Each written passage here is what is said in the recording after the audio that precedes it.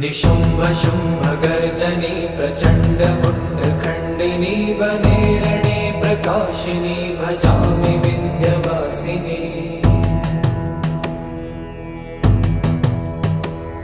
त्रिशूलमुण्डधारिणी धराविघातहारिणी गृहे गृहे निवासिनी भजामि विन्ध्यवासिनी। दरिद्र दुःखहारिणी सदा विभूतिकारिणी वियोग शोकहारिणी भजामि विन्ध्यवासिनी।